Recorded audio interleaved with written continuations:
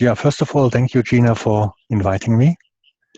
Thank you. Thank you for being with us. Yes, and maybe we all can enjoy the excitement of Gina together. But somehow it's a lot of energy moving here, and I think this is also a wonderful example that staying grounded does not mean it is more comfortable than without grounding. It only means that we are there with however uncomfortable it might be. So it's definitely not about a better life, but it's more about a more intense life. And also about realizing our potential. Because otherwise we will just, the energy will become bigger than the container it can be received in. And then we are flooded. And then we as humans, we have the gift of the mind. We can start to think about things, and then we start to unground, or what we could call unground ourselves. So maybe just to start with, I would kind of invite you to come a little bit more into your physical body, and then I will talk a little bit about grounding, some sentences, and then we might have a look at your questions, your ideas about that together, and get to know each other, and then we will see how things unfold. Is this okay for you, Gina? Perfect, Markus. Great. Okay. So, first of all, I will mute you all so that background noises are taken out.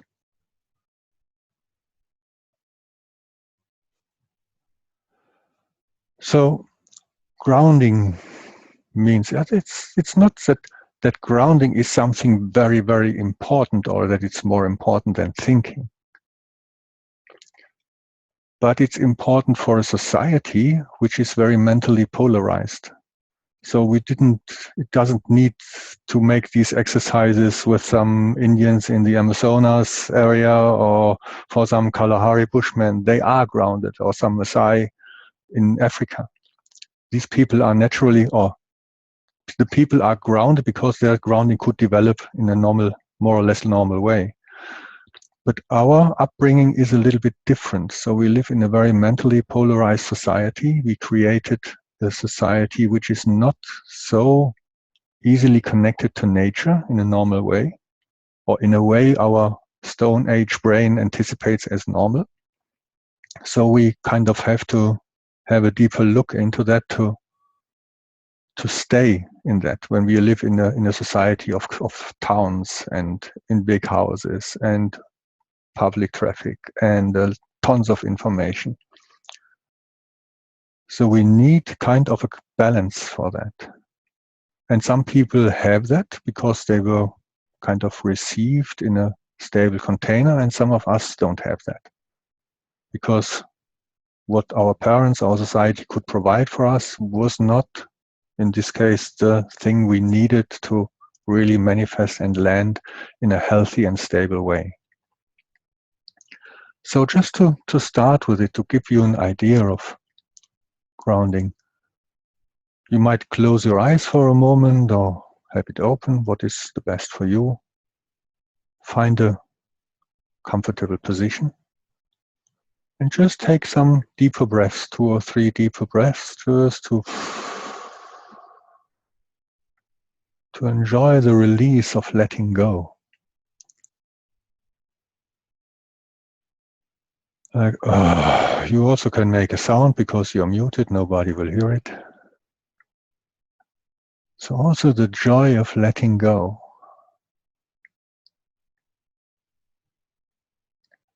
And this might be easy for some of us, and for some of us maybe not so easy, because our attention is not stupid. Very often we have learned to keep ourselves together, to store things in the tension.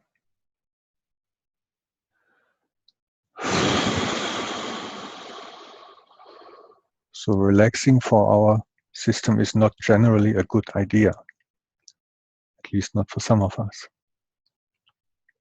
And then maybe choose one of your fingers, one of your 10 fingers. Or just have a look with your inner feeling, your inner looking, and see if one finger is easy for you to connect to. And then take your presence, your energy, your active energy, like a cloud, from where it is, through your shoulder, your arm, your elbow, your underarm, lower arm, into this finger, as if you travel through a tube inside your skin. In your speed, in your way, and finally you receive your finger. You arrive in your finger and enjoy a rest for a moment. Oh, I rest there.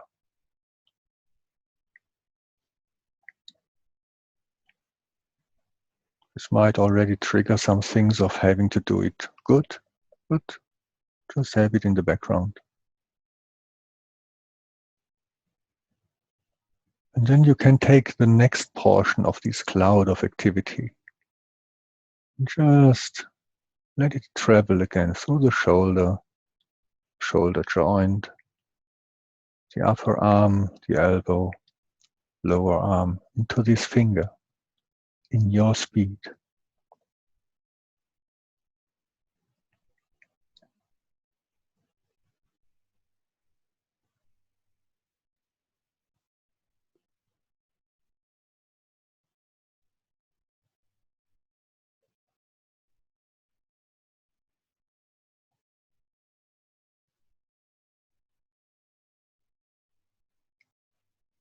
So that you can rest in your physical finger, in your inner feeling, your inner seeing, your inner knowing.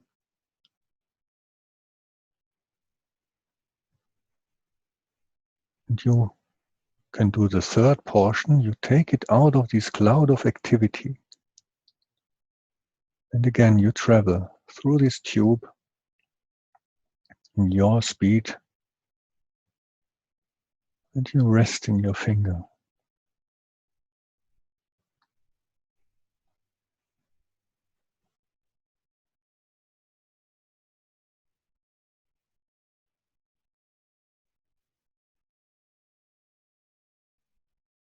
It might be easy to focus just on this movement.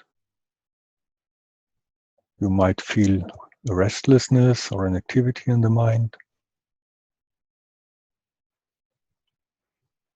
You might kind of face certain areas in this tube, maybe areas you can feel easily, not so easily, areas which feel like closed doors, dark, bright, accessible, inaccessible, lots of information. And then have a fourth portion. As if you kind of go to this hunter's high stand. Take your presence, your activity, move down the ladder into this finger. You come down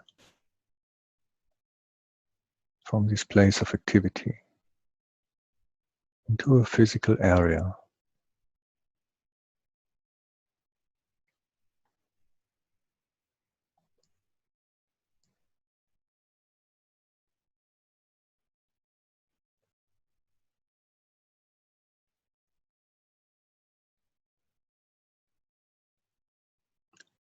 And maybe you really can condense into a physical feeling.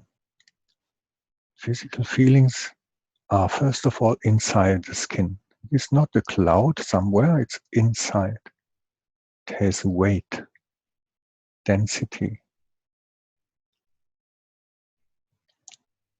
It has physical structures like skin, bone, tendons, muscles.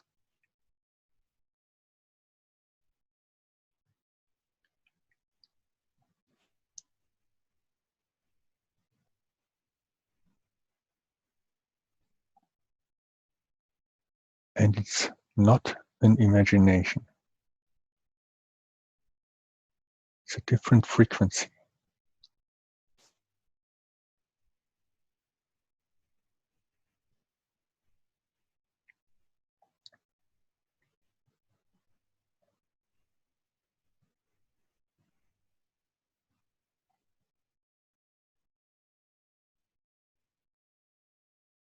And for a minute, rest in this finger.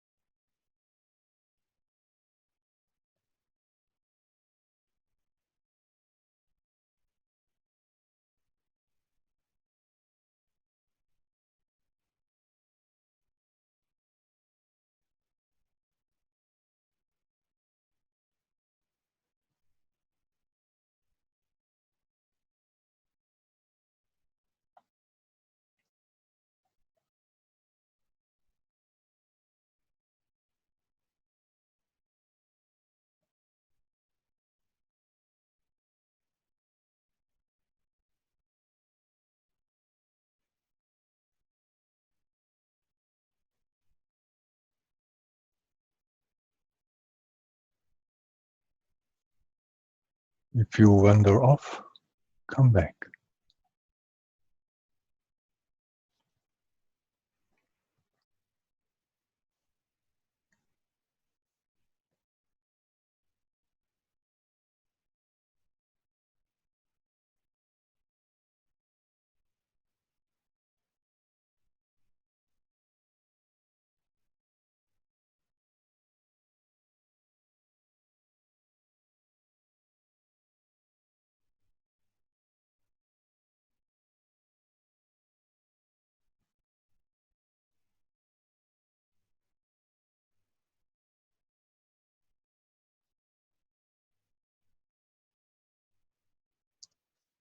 Okay, and then you might take some deeper breaths.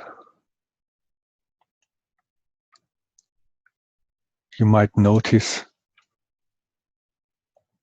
that you feel a little bit different than to start with. You might notice that your mind is very happy now, starting to think again and going all over the place.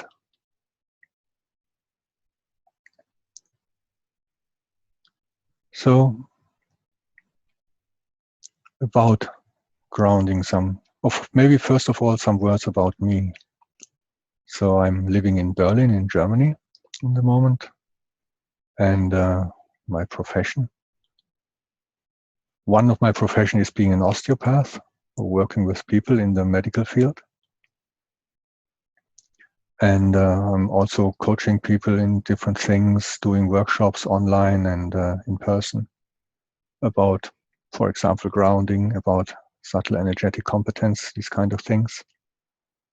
And I'm closely working with Thomas Wiebel. He's kind of my friend and spiritual teacher, and which also kind of adds very much to my work. And I also kind of work in his online courses as a mentor or in the support team. And I also do personal coaching one-on-one and in groups, and sometimes work for companies. And some of the things I discovered in this time is that, first of all, grounding is an important thing, at least for us Westerners. As I already said, so if this is naturally there in you, you don't need to care for it. So you definitely know people in your surrounding friends. Some of them, they are just there. They get bad messages, good messages, but they are there. And there are other people which are very easily destabilized. They hear something and then they are at once all over the place. And somewhere in between that, we all live.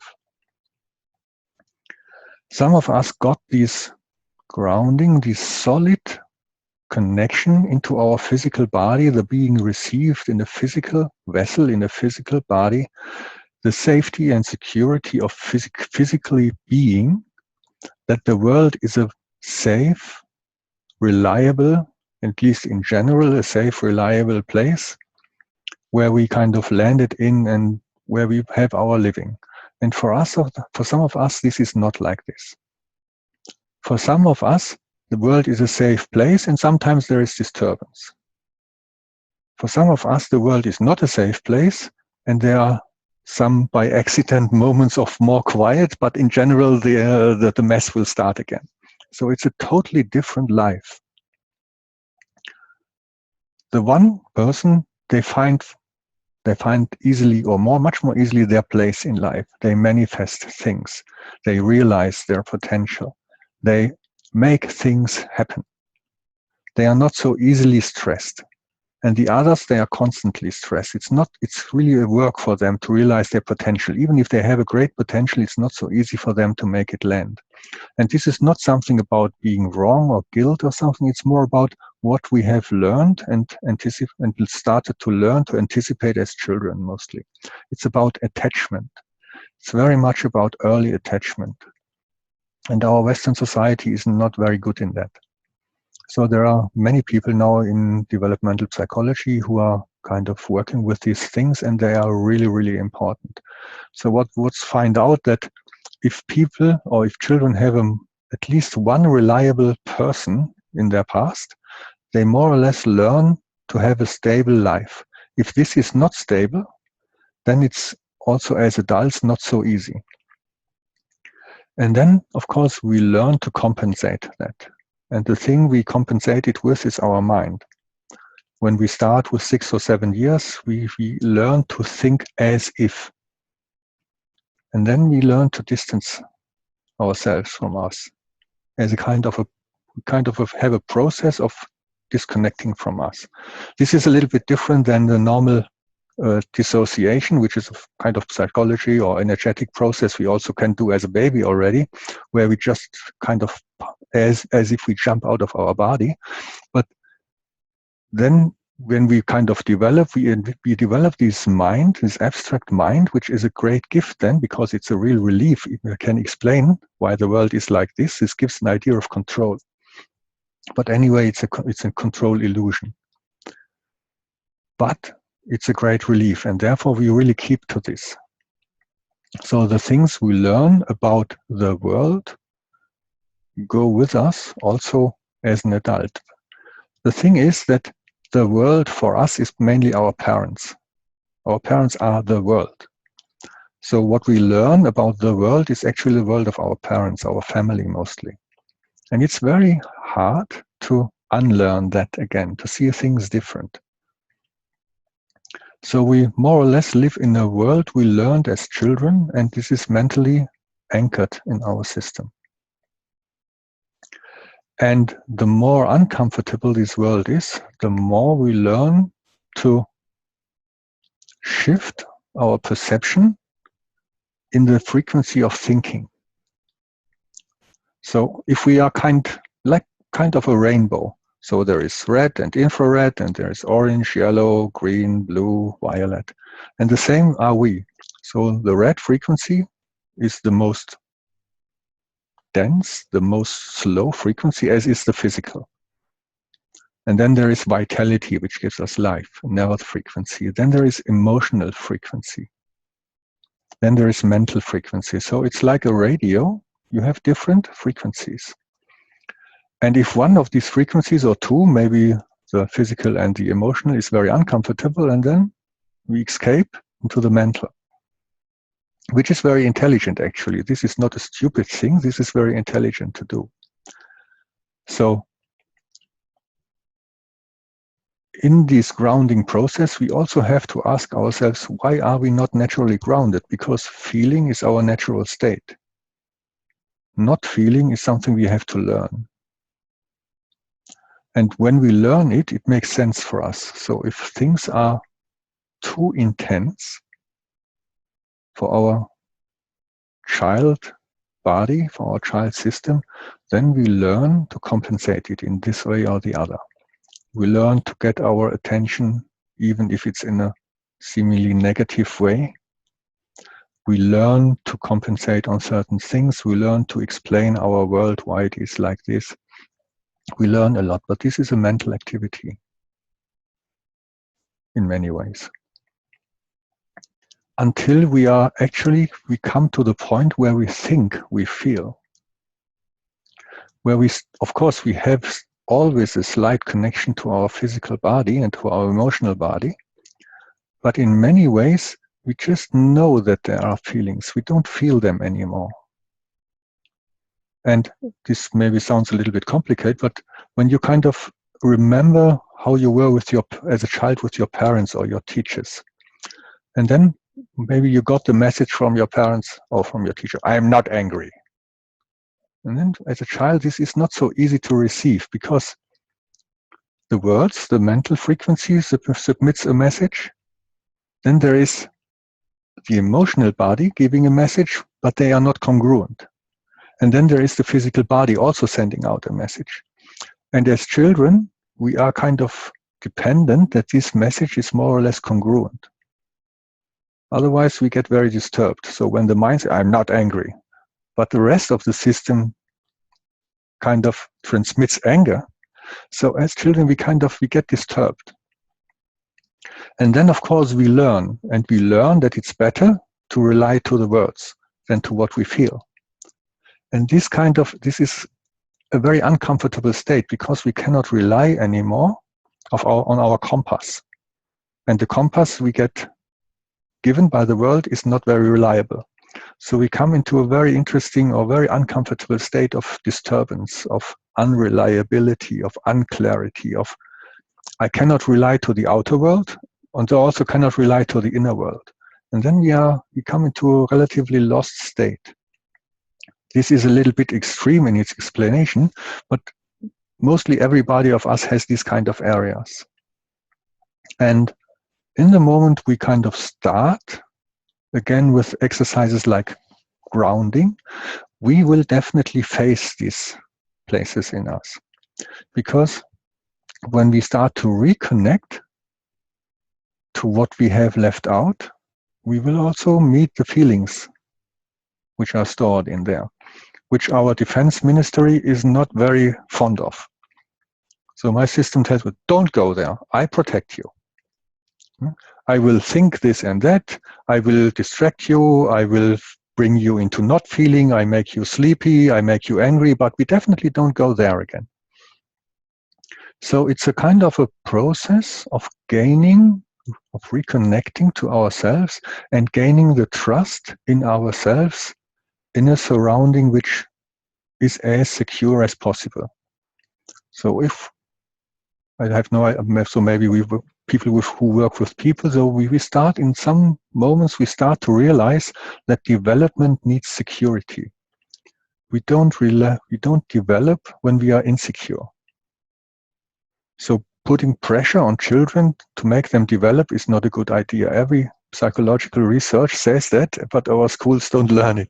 So we are in a very interesting part of our life, of also cultural life. So research goes into a totally different direction than what our teachers have got to learn and how we behave. And so we kind of find maybe niches in our life where we can learn or relearn things which normally would be given in our upbringing, in our development.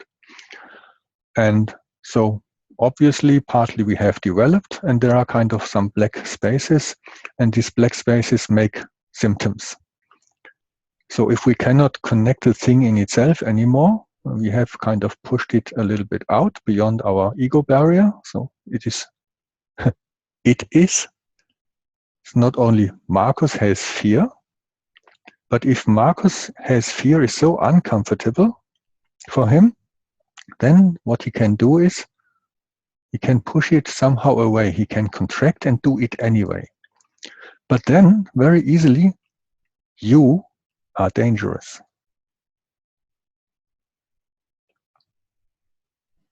If I have fear and I don't realize it anymore, you have to be dangerous. What we call projection. So I will face that which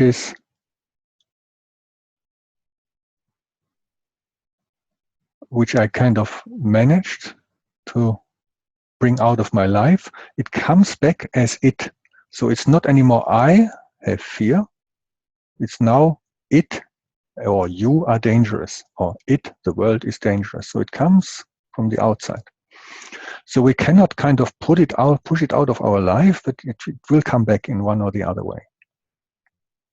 And in the moment we start to do these exercises, we will face these things.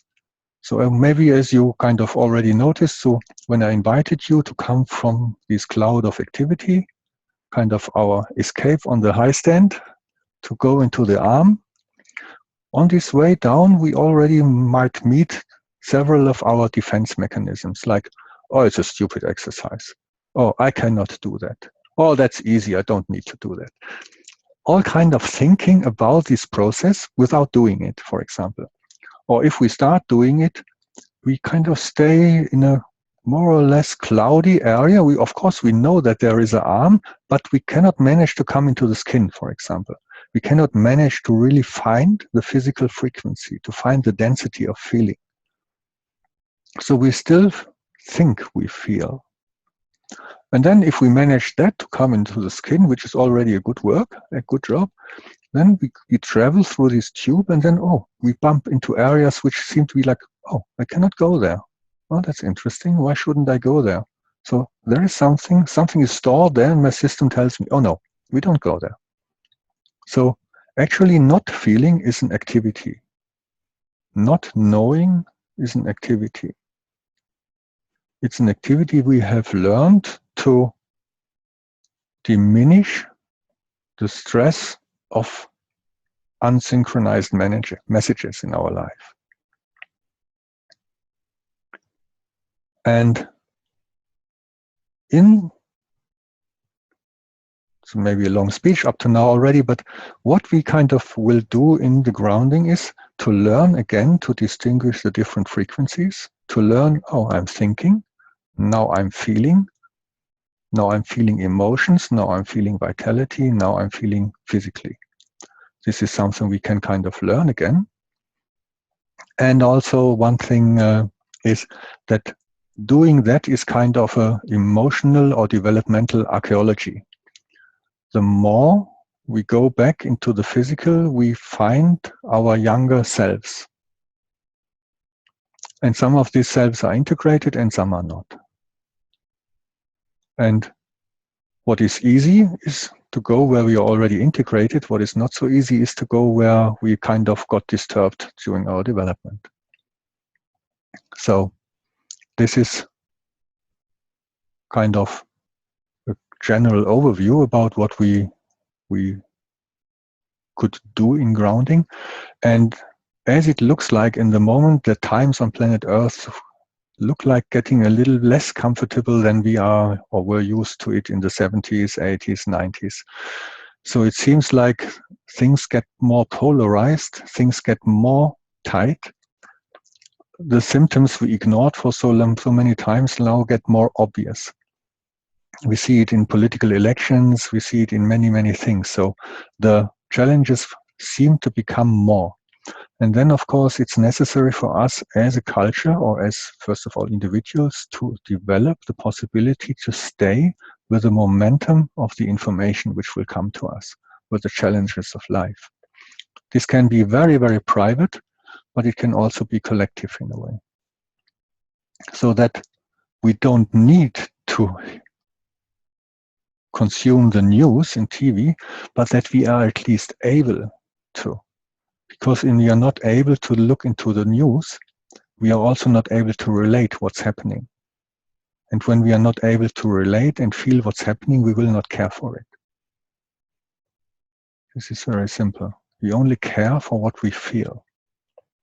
So to stay connected to our human surrounding, to our humanity actually, it needs a certain amount of stability. And in some areas we have that and in some not. And for example, to go deeper into this as a course, it has a very personal development. So we have to kind of learn it in ourselves, and also, of course, it will have effects in our personal or interpersonal life with our friends, children, husbands, friends, wives, whatever.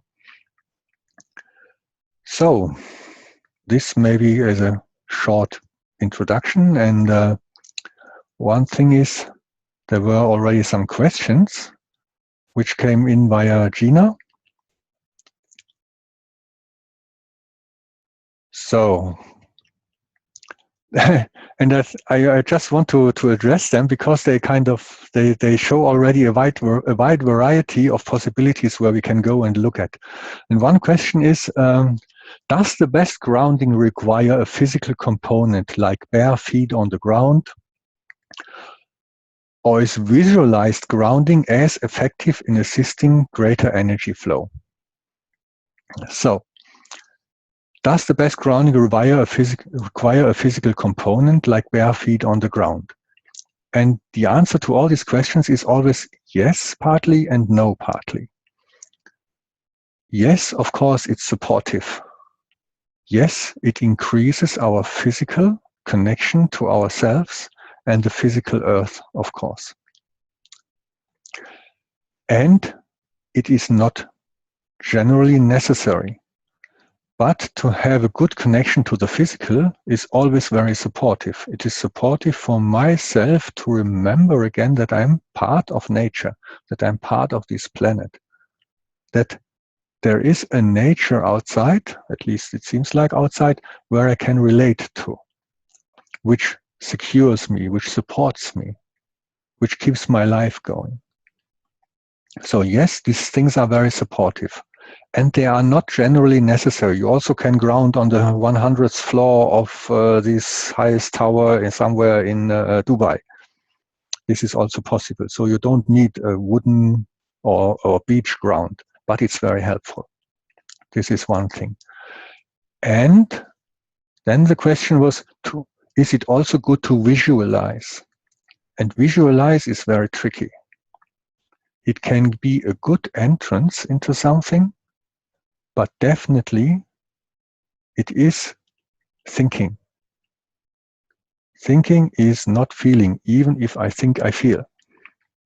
So the visualization is an entrance into something, but I need to reconnect out of the mental into the emotional and physical again.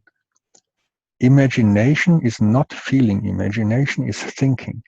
Visualization is not seeing, it is thinking to see.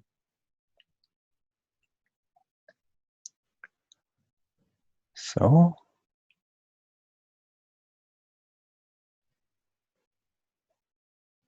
this is one thing. And then there was another question. Does living in a particular area of the earth affect one's ability to be grounded? So first of all, in general to this question, yes, of course. If I'm brought up somewhere in New York in the 30th floor of a high house, I will have a different grounding than somebody who is living on a farm somewhere in Montana, every day going out in the creeks and fishing in the woods, and it's kind of like this, because the connection to nature is just very different. Our system since millions of years is used to be out in nature, to connect to nature, to sleep on the ground, to pick things from the trees, to eat from the earth. This is kind of built into our system. And since 20 or 30 years, it becomes very different, but our system is not so fast. So yes, of course, a natural surrounding is very supportive for our development of grounding. It is not 100% necessary, but it's very supportive. Then we also can, of course, go into more details. So if you live in an energetic, supportive area, like you live on these ley lines, if they are kind of resonating with your system, or if you live in an energetically supportive area, of course, this is very supportive. Yes. And of course, we as humans also created areas which are more or less supportive. For example, like areas where there's a lot of praying, so temples, for example, whatever religion they belong to, that doesn't matter. So if there is a place where there is a kind of a genuine or real spirituality, this of course supports very much grounding. If the spirituality is not just designed to go up and out of the world, this is a different thing. But normally, at least in the not Christian, or not in the not monotheistic religions, it's very supportive also for grounding. The monotheistic temples are a little bit different, or churches, whatever they are called there. And of course, we created cultural things which are supportive.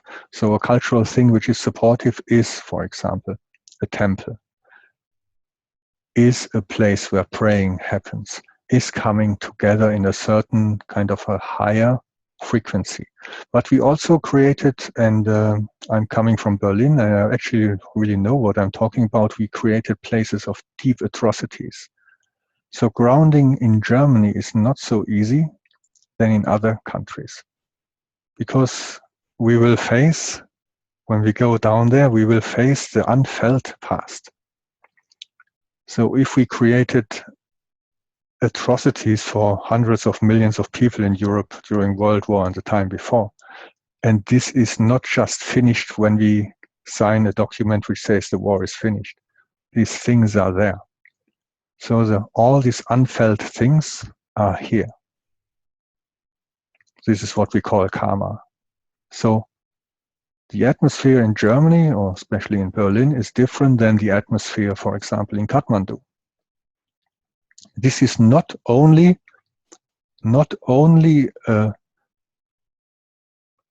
an area thing or a kind of physical energy. This is also created. And of course, New York feels different than McLeod Gulch somewhere out in the bushes. But also we create culturally fields which are not easy to access because of the intensity it bears. And of course, in the US, you have something like this with the slaves or the native Indians. You have it in Australia with the Aborigines. We have it in Africa, which also they sold their clan mates to the slave traders. So actually we have it everywhere, and in some areas it's pretty intense. So there are many things to say about this question. So there are kind of physical things inbuilt into planet Earth, and there are also things we have created as humans already, which are not so easy to connect to. And some areas are definitely supportive, and it's also good to use that to more and more kind of use supportive areas to relax again, to remind, to recharge our batteries. So yeah. Okay, so much only from my side. So let's hear maybe some of your questions or your ideas or what you have to share. And one moment.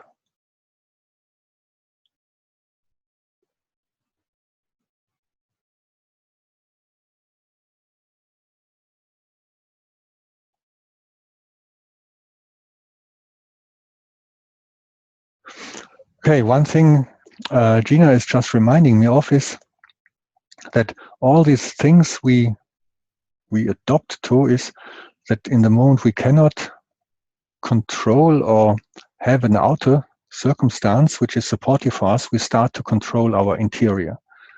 So that all these developments of thinking in patterns, of assumptions, anticipations, ideas about the world, mind patterns, is the intelligent way to adopt to our surrounding. So everything we do, even if it looks like it doesn't work, it works. We only have forgotten what it works for. So even things which on the outside look very silly or look very strange or look very dangerous or look very ugly even, they have an intelligence in their own. So in the way if we want to integrate that again, we have to rely on to relate again to this inner intelligence. So to create a safe surrounding for this intelligence to show up again. Okay, so, and if there are questions from your side, let's hear it. You can unmute yourself. You just click on unmute, and then we will hear you.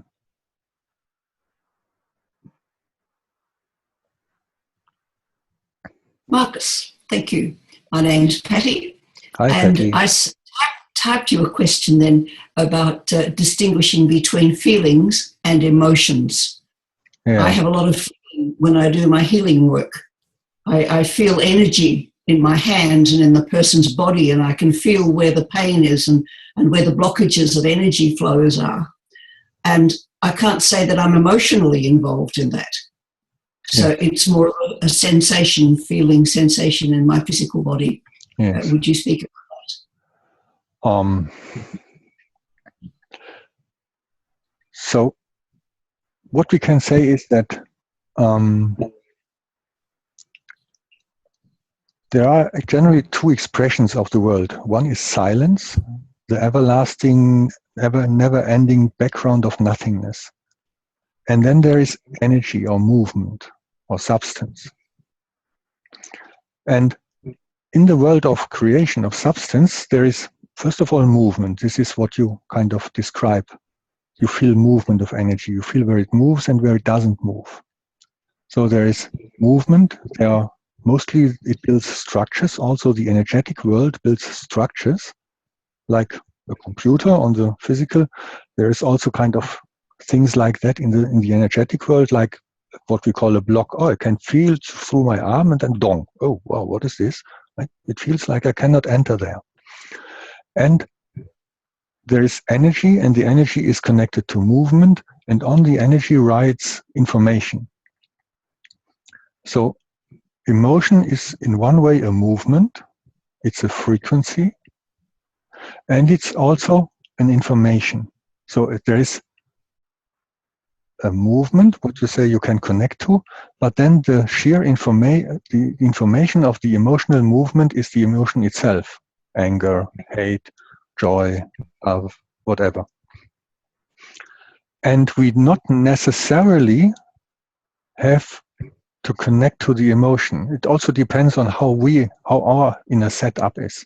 So I can be very precise in addressing the movement of energy, but I can also in the same moment be very disconnected from my emotional feeling. So I know that you are feeling this. I know that there is this emotion, but I don't necessarily have to feel that. So I can connect to one part of creation, and I'm not necessarily able to connect to the information contained in that. I see the energetic movement, or feel it, or know it, or whatever access I have to that, but I don't necessarily have to feel it.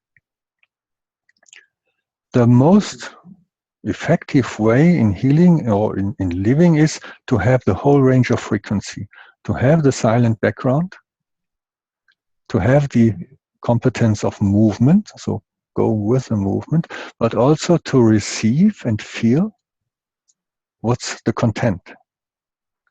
So to feel the emotion. It is not necessary, but in some cases it is necessary, unless otherwise it will not move. So if I blocked my sadness as a child, it was just overwhelming, and then I can connect to the energetic movement behind the sadness, but when I will not connect to the sadness itself, it will not move. It will not integrate. Because this is what I have to allow the whole range, the movement, and so the horse is the movement, and the rider, the person who's riding on it, is the information. I have to allow both. Otherwise, I say partly to the world stop, but then I stop the whole thing. So yes, we can do that, and we have to allow the whole thing. Otherwise, it cannot fully integrate.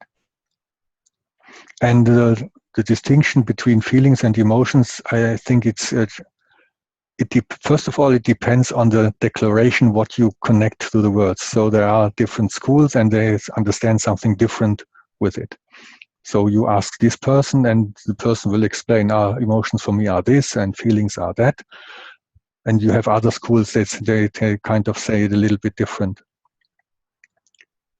So it's more kind of the content of the words.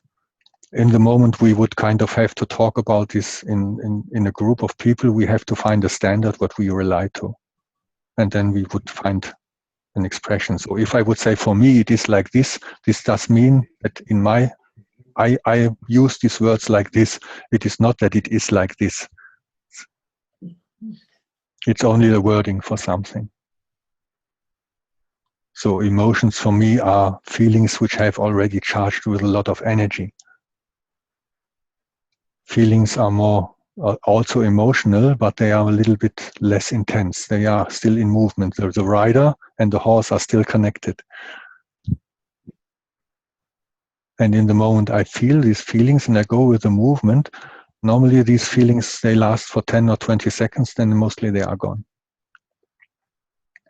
Only as children we assume that feelings never stop, like fear or sadness, or because they are recreated again and again and again. The surrounding recreates it, or I use patterns of thinking which recreate it permanently.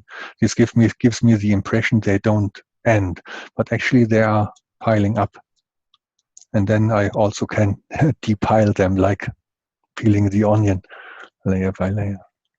And so does thought precede emotions, or emotions create thought? Both.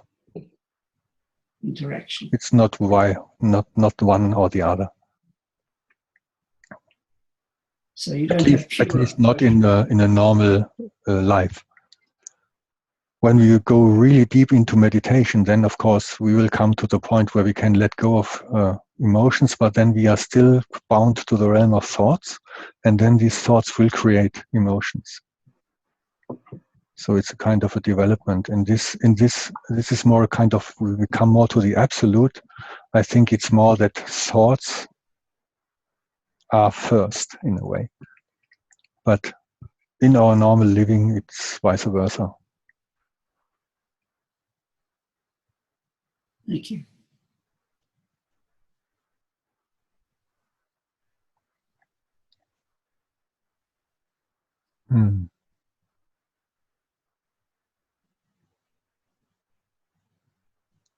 Was this an answer for your question? Hi, Markus. This is Jenna. Patty's muted herself, and Lorraine is unmuted but hasn't spoken yet. Lorraine? This is quite an unusual day for you, Jenna. I'm being quiet. As you know, I'm normally very talkative. I don't have any questions. I'm just listening because I kind of get some of what you've talked about, Markus, and it's very interesting.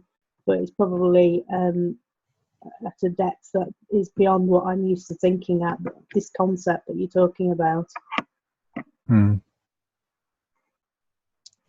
Yeah, I think what we can really use is to have a real structured learning ability to learn these kind of things. So the grounding or the subtle energy realm is not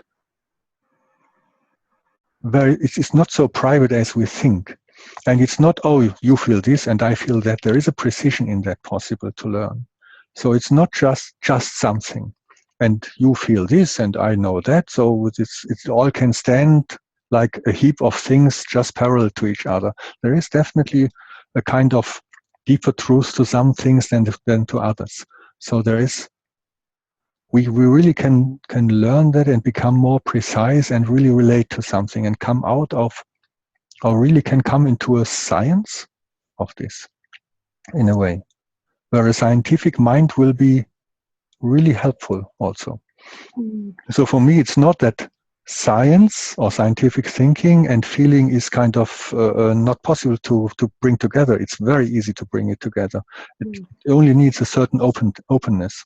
It is not interesting for everybody. This is one thing. So when you're good in mathematics, you're mostly, or maybe not interested in this. But actually, it is not counteracting each other or kind of excluding each other. So in the we can when we kind of have research questions, they can go very deep in that also. It's a real kind of a science. And it also exists in many parts of the world, in India, for example, or China. Yeah. In the Western world, it got a little bit lost. And we are rediscovering it, hopefully. Mm-hmm.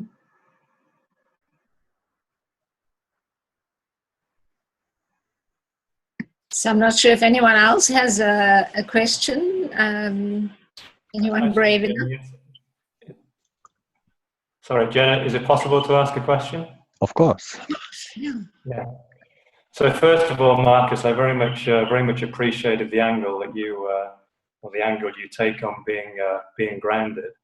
I guess what's coming up for me is does being non-grounded sometimes serve us, or can we harness the energy of being non-grounded in a useful way? And just to give you a specific example, if I think back to my childhood, there was an age during my teenage years where I remember lying in bed at night with a fear, and I'm assuming that fear represents an emotion of being non-grounded, a fear of being stuck in the environment that I grew up in. And that fear was strong enough that it motivated me to do studies and to achieve something which I don't think I would ever have accomplished without being driven by that fear. And I'm just wondering what your outlook is on emotions, I would call negative emotions like fear, and whether they can serve us sometimes, or how to relate that to being grounded. Mm. So actually, I don't believe that there are negative emotions. Emotions have certain content, certain information, and they are used in a different ways. It's like a hammer. I can put a nail into the wall, and I can also make a hole into a skull. So it's just a tool. It is something which is inbuilt into our system. And of course, fear is an emotion which comes when something new is coming. Then our system responds with fear. And then when we are more grounded, we have enough stability. And especially as children, we need the stability of the outside, a supportive outside, so that we can ground this fear, that we can stay with the new and find our stability in that. And then a mature emotionality or mature emotion approach is, I feel what I feel, whatever it is. And then, of course, it makes sense, especially as children, when it's getting too intense, I disconnect from it. And as you describe it, out of the disconnection, we also kind of build abilities.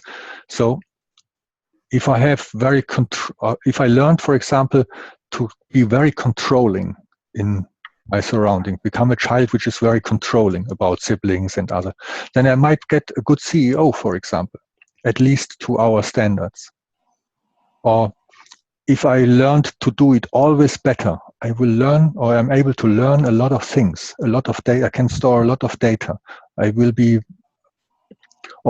can do many things in sport, for example, if I have to be better.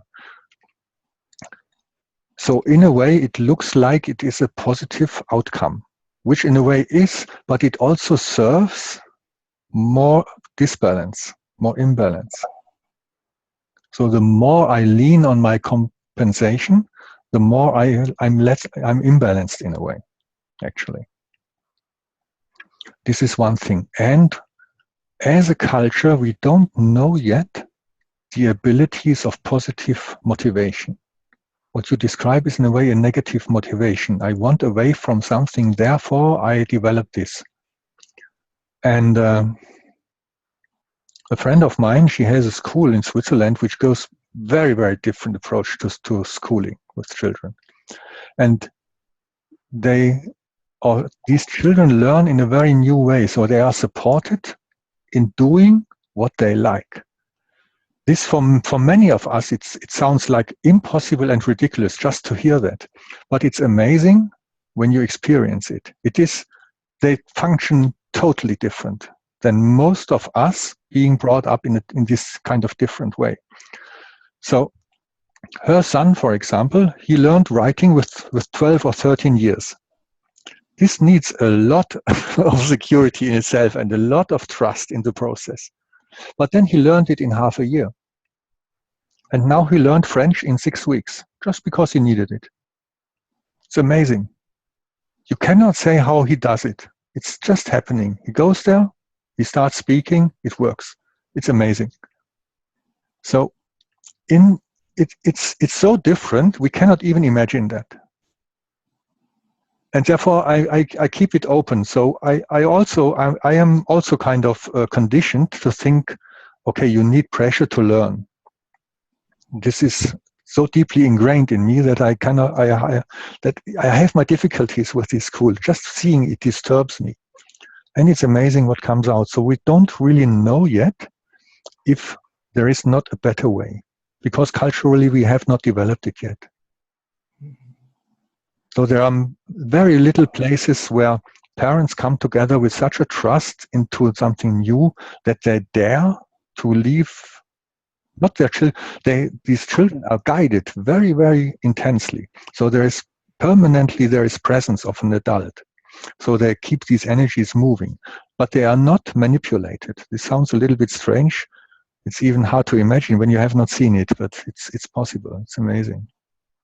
So yes, I can develop something out of my compensation, and it's also driven by fear, by avoidance, and not by achieving. So generally, I very, very much connect with that last comment you made, because I think in the short term, it probably did serve a purpose. yes. But I think longer term, as you've said, you have this disconnection, and you end up spending years in your later life, making up for that disconnection. Yes. And to get connected to this school, for me, it was very disturbing to start with. How can children learn without pressure? These kind of things going on in me. I could really see that. And when I see these children, all my reactions come up. They are very independent. They are very connected to themselves. If they are not interested, they just go. To be as a conditioned adult being around them is very disturbing in many ways.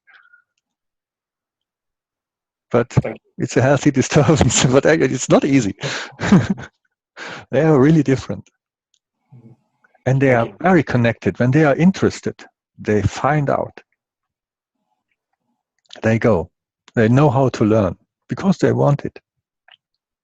But they only learn what's interesting for them. But they never lost motivation and interest. And this is a great force. So just to see, for example, working and talking, we don't learn with pressure mostly. We learn it out of ourselves. So it's very difficult to learn walking, or to work, to just learn a language, including grammars, just on its own, just so. It's not so easy, and no pressure. But yeah, I think this can also be kind of a social discussion. Okay, yeah, thanks for your question. I think this is a very interesting one, and it can lead to very new approaches to life. And psychological research shows that positive motivation is carrying much deeper and further than avoiding motivation. And for us, it's not so easy to see that, because we are so conditioned into this. Gina? Thanks, Michael, for your question. Does anyone else have a question? In the meantime, while everyone's thinking, I'll just ask you something, because you told me that my fear was actually inherited. Could you address that? Thanks. Yeah. So, for example, if we get born into fearful surroundings, if our parents are carrying the fear, or even, for example, in Germany, we are we are born into a field of not looking at it, of pretending to not know it. And it's very deep in us, it's very deeply ingrained. So we also can kind of inherit cultural or family patterns, the emotions of our parents, because we live in fear. When our mother is a very fearful person, or if our mother is a very angry person, we constantly live in anger, constantly live in fear. So the world feels like that. There is no different. It is like that. And then our system, of course, adopts to what it finds. So we can kind of, well, we get passed on a lot of things in culture. And culture, be it just a family or a clan or a company or a land, whatever. So we live in this world, and then the world is like that. Where I look is fear. When I move, it causes even more fear as a child. So of course, either I stop moving and pull back, or I overemphasize movement just to be able to stay moving. So we find our compensation for that. There are possibilities. So different people compensate in a different way onto the same surrounding, of course. It's not everything the same. It's not, your mother was very fearful and therefore you are. No, some people are and some are not. So there is also, it depends on what I bring as a potential, if I can have a compensatory person somewhere else. So it's dependent of a lot of things, but actually we can, if we kind of live in this culture, it's very easy to see the world like this. Is this an answer to your question, Gina? Yeah, great, thank you. I was actually unconscious because I'll listen to the replay. Okay. So I was telling everyone that they can actually talk to you without their video on. Yes. Because it won't actually show up. So if anyone wants to do that, feel free. Yes.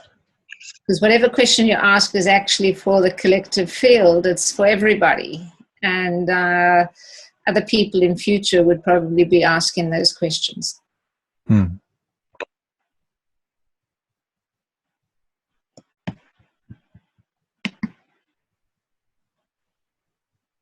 So someone here is asking that how do you overcome such things? Yeah, first of all, this is really not easy. And maybe we also cannot kind of totally bring it out of our system. But what we can learn is that we anticipate it and that we kind of find connections which function differently, so that we first of all distinguish fear and not fear. Which to start with is not so easy, because when I'm totally used to fear, the fear is also on my glasses, in my glasses. And then I look out into the world and I see fear wherever I look. First of all, I have to learn that it can be different. This is not an easy thing, because it is against all my assumptions about the world. It is all, not even my assumption, it is against all my knowing about the world. So I have to find the surrounding, and then I have to be open to to think it's possible at least, and then to grow into that and and then have different experiences, and then strengthen these experiences, and then lean more onto the side, and then learn to distinguish where it's necessary to be fearful, because fear is not a stupid feeling. And to have no fear and then land in a very difficult surrounding, this is not intelligent also. Because if I deny my fear, I'm kind of fucked up in a different way. So it needs stable connections, it needs stable therapeutic connections mostly, or in childhood other people, reliable people, where I learn, oh, my mother feels different than my grandmother. And then it can be, for example, compensated, or it feels different than the uncle or the friend of the family or whatever. So if I have different persons, I can already learn it early, but if this is not kind of counterbalanced, I take it into, make it my world. And then I mostly need a therapy about this. And it's not so easy. And I might not ever not lose this tendency, but I can be very different. And then, I have the automatic fear, I can feel it. Let's have a look. If this is really a difficult surrounding, if it's dangerous, breathe, ground yourself, and look new. So this might stay a process of years. Most probably it is. It might never stop. So Markus, you brought me to the attention that I had fear, and I didn't actually realize it at that point. You pointed out, what am I feeling over here? And I said, it's like a prickly sensation on my neck. Yeah, and then you said that's what aliveness feels like. Yes. Yes. It really blew my mind. And ever since then, I've been slowly coming back into my body and now actually being able to ground, sort of. Yes. Not fully yet. Yes. But so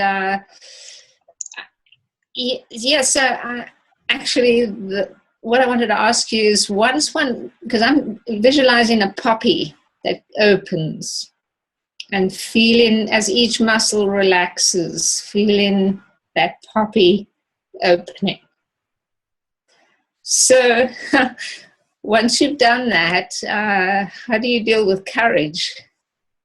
What is courage? Courage being the next step after. Okay. I suppose it would be anger, wouldn't it? No, first of all, you give us a very beautiful example. When you talked about this poppy opening, you did it. Words have power.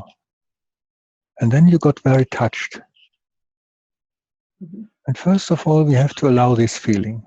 Before we think about the next step, we have the first step. This is the step. And then we see, what is this? You're feeling something, what you maybe even cannot name. You only know there is emotional movement. And then you stay connected to that. And then we offer a surrounding where you dare to do that. And in one moment I would maybe remind you for your feet on the ground. I would remind you for your hands on your desk. Yeah, and you see, just by reconnecting to the physical, you get more stable. You come a little bit out of this emotion, and then you reconnect again. So we have this balancing. Yeah, there is an emotion coming up. And up to now, we maybe have only the movement, and we don't know the information yet, the content. But still, already something is moving. And then, if it happens to your own, when nobody is there, he said, I remember my finger on the desk. Oh yeah, I come back to that. And then we pull ourselves out of this only emotional world and thinking. Back into the physical, we get an anchor, we get more stable. We have a container which can contain the energetic movement. And then the next step comes. So first of all, it needs the movement to unfold. That the energy expands again. It loosens out of the physical contraction. Okay, and then the other thing you once privately told me about that the energy or the light comes from below before it comes from above. No. It's about incarnation. So your soul already has incarnated. So the light is in your spine, in a way, in your central energetic channel. If we can say it like that, we could say it like that. It's a picture. It has some truth, and it's also not true, as everything. But first of all, we need a relaxation until we realize a higher frequency again. If my view is totally full of emotion and compensatory thinking, there is no space for light. I'm so busy with something else, with other things, that the light is of course there, but I'm not there. I can relate to that totally. Yeah, but in the moment we get more relaxed and stable, then we realize, wow, there is light, there is a higher frequency, there is higher intelligence. But for that we need a lot of security. And we also notice that. So if we are in a relaxed, supportive surrounding, we have all these bright ideas, we have love for other people. And then when pressure comes, I cannot even think again about love for other people. It's gone. Because I live in such a dense world then that these thoughts cannot be thought there. They are not possible. They don't live there. Then I open up again and then, I reach again into the world where these thoughts are living, where these possibilities are living. And then I contract again. I remember it was possible, but I have no idea how this could be. No, because I live in a different universe. Relax again. Oh yeah, now I know. I remember. Yeah, it's so obvious. Of course, it's totally obvious here. Then my partner comes and tells me I'm okay. All the higher love, all the soul never existed. It doesn't live here. So there is an energy, a light coming up, transforming higher, and there is the future. So the unformed light coming down and building or kind of informing my potential. Great. So two different movements, in a way. It's not true, but it's also true. If you come into a higher world, it feels like, oh, what a ridiculous idea, my God. It's totally different. But then you need to be there. Here it's light, and here it's no light. Super. Thank you very much. Yeah, okay. So given the time, my feeling is we will kind of stop it here also. Okay. I have a request, and that is, would you be interested in teaching people in Earthuni to ground? Of course, if there is an interest and there is a stable group of people interested in that, we can kind of form a group and then do kind of certain steps according to what time and in this case also money you want to invest, that we build a kind of a structure, and in this structure we can do this or that. Yeah, of course. And we can do it online like we did it just now. I'm doing that already, and I can assure you this is a very easily, it's really working. So we don't need to be in person. In person, of course, has other advantages, but we also can do very good things online. Yeah, this is possible. So if enough people are interested, of course, we can do that. Wonderful. Thank you very much, Markus. Thank you for being with us. Yeah, thank you also for your interest, and I hope you have a wonderful time, and many greetings to wherever you live, in Spain or in Switzerland or in Australia or wherever. We're from all over. We're South Africa, Australia. Yeah. You can unmute everyone if they want to just say thank you to you. We've got Switzerland, yes. UK. Oh, you're unmuted, actually. Huh? Oh, great. Very interesting. Thank you so much, Markus. Jenna. Yeah, thank you also. That's the South Africa calling. Oh, wow. That's really something. So from Australia to Spain to South Africa to Germany. Amazing. Thank you, Markus. Namaste. Markus. Yeah, thank you also. Thank you very much. Bye. Bye. Thank you, Markus. Thanks for organizing, Jenna. Yeah, thanks for organizing this, Jenna. Thank you. Thank you. Thanks very much. I don't have video, but thank you. Goodbye. Thanks very much. Yeah, bye. Thanks for your questions also and your interest. Thanks. Bye. Bye.